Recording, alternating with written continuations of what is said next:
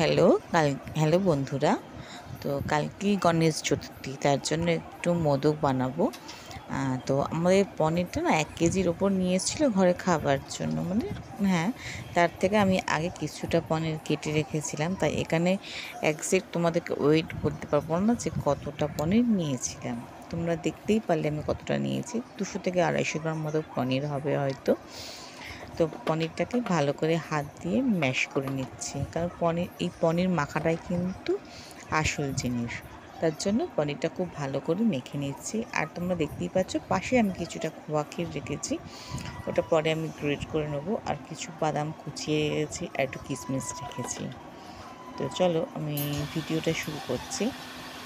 প্রথমে কড়াইয়ে একটু ঘি দিয়েছি, ঘি গরম হয়ে যেতে আমি এই মাখা পনিরটা দিয়ে দিলাম, মানে হাতে যেটা মেখে রেখেছিলাম ভালো করে ডলে ডলে।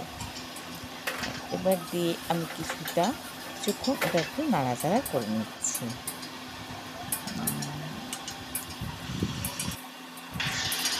কিছুক্ষণ নাড়াচাড়া করার পর এবারে দিয়ে দিচ্ছি আমি খোয়া ক্ষীর। পড়েছি এটা পুজোর জন্য, তো তার জন্য আমার না পুজোর গ্রেটারটা নেই, তার জন্য আমি হাত দিয়েই ভেঙে ভেঙে দিচ্ছি। তোমাদের কাছে গ্রেটার থাকলে অবশ্যই গ্রেট করে দেবে এই খোয়া ক্ষীরটা। এখানেও 100 থেকে 150 গ্রাম মতো খোয়া ক্ষীর ছিল। খোয়া ক্ষীরটা ভালো করে হাতে দিয়ে মানে ঘষে ঘষে দিয়ে দিলাম, একটু নেড়ে চেড়ে নিলাম, নিয়ে এবার পরিমাণ মতো দিয়ে দিয়েছি চিনি। চিনিটা এখানে যে যেরকম মিষ্টি খাবে সে সেরকম দেবে। আমি আমার বাড়ির পরিমাণ অনুযায়ী মিষ্টি দিলাম। আর মধ্যেও একটু মিষ্টি মিষ্টি হলেও, মিষ্টি তো এটা মিষ্টি তো ভালোই লাগবে। তোমার দিয়ে ভালো করে মিশিয়ে নিচ্ছি। আর এরপর দিয়ে দেবো 2টো এলাচ। আমি আগেই বলেছি এটা যেহেতু ঠাকুরের জন্য, তাই আমি ঘরের কিছু মানে ইউজ করতে পারছি না, তার জন্য আমি সাঁড়াশিতেই একটু চিপে দানাগুলো বের করে ওগুলো দিয়ে দিচ্ছি। এটা এলাচি গুঁড়ো দিলে ভালো হতো, তুমি সেটা ইউজ করতে পারছি না মিক্সিটা ঠাকুরের জন্য, তুমি সাঁড়াশিটাই ব্যবহার করলাম। তোমরা একটু অ্যাভয়েড করে এগুলো। তো এলাচটা দিলে গন্ধটা ভীষণ ভালো হয়, তাই একটু এলাচ দিয়ে দিয়েছি ফাটিয়ে। দিয়ে তারপরেও কিছুক্ষণ নাড়বো। আসলে এর মানে পনিরের ভিতরে যে জলটা আছে, চিনির যে জলটা, সেটাতেই পাকটা আর কি হয়ে যাবে।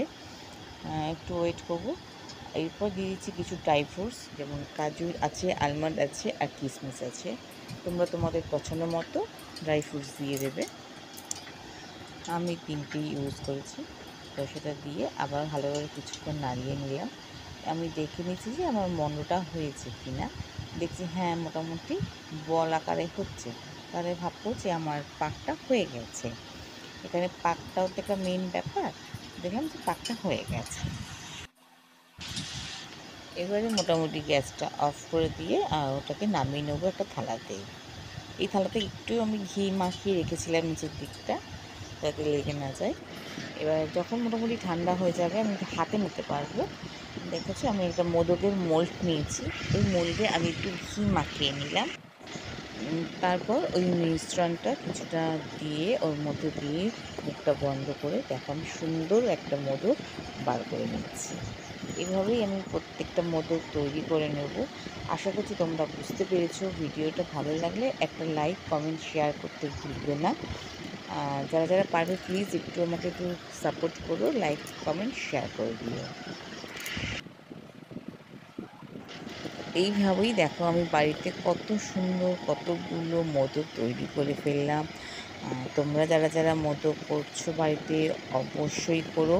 আমি মোল্ড ছাড়া যদি কেউ বাড়িতে করো আমি সেটাও দেখিয়ে দিচ্ছি। দেখো কিছুটা মন্ড আমি নিয়ে নিয়েছি হাতে। দেখো আমি একটু উঁচু টাইপের করে নিলাম, যেমন মোদকের স্টাইল হয়। তারপর ছুরি দিয়ে তার গায়ে দেখবে একটা দাগ করে দেবে। মোদক ছাদে যেরকম হয় ঠিক ওরকমই হবে। তবে ছাঁচের যে মোদকগুলো সেগুলো সত্যি কিন্তু দেখতে কিন্তু ভালো, অবশ্যই ভালো হয়। তোমরা দুটো দেখলেই বুঝতে পারবে। কিন্তু মোদকের মোল্ড ছাড়াও ঘরে করা যায়, এভাবেই তোমরা করো, সেটাও ভালো হয়, অবশ্যই ভালো হয়। হ্যাপি গণেশ চতুর্থী। কালকে সবাই খুব এনজয় করো, ভালো থাকো, দিনটা খুব ভালো করে কাটাও। আর আমার মোদকগুলো কেমন হয়েছে তোমরা অবশ্যই কমেন্ট করে জানিও। তো চলো, টাটা, শুভরাত্রি।